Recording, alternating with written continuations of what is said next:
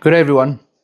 We've all seen the thumbnail, the one where somebody's throwing their ID, their office ID, or their office clocking card in the trash, walking into the sunset with a laptop telling you that your 9 to 5 is a soul crushing cage. It's a great story. It sells millions of courses, it actually gets millions of views. But after our last conversation about the quit your 9 to job trend, it became clear to me that there's a massive, dangerous gap between the dream they're selling and the reality we're actually living. One of you guys left a comment that stuck with me. You said YouTube is just a job with an employer that cares even less than your average 9 to 5 boss. And I must admit, you're 100% right. Today, I want to talk about the reality check, the things the gurus aren't telling you about the cost of that freedom. Because as a dad, freedom looks a lot different when people are counting on you for breakfast tomorrow morning. The first thing they don't tell you is about the survivor bias.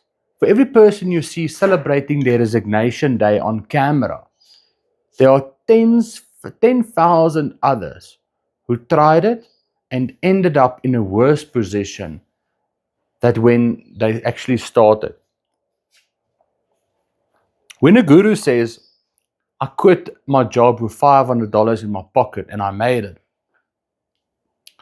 they aren't telling you about the safety net they might have had or the pure, unrepeatable luck they encountered. Telling a father with a mortgage just to leap and the net will appear isn't inspiration, it's negligence. In the real world that we are living in, if you leap without a net, you hit the ground. And on this channel of ours, we don't gamble with our family security for the sake of being famous or for the vibe. So let's talk about the freedom of being a full-time creator. When you have a 9 to 5, you have labor laws, you have weekends, you have a paycheck that shows up even if you perhaps had a slow Tuesday or not a good day. When your boss is an audience or a set of data points, the pressure is completely different. If you take a week off because, let's say, your kid is sick, your employer, who is YouTube, doesn't send you a get well card. They just stop showing your videos to other people. That's it. There's no HR department for a burnout. There's no subsidized health insurance or medical aid for following your passion.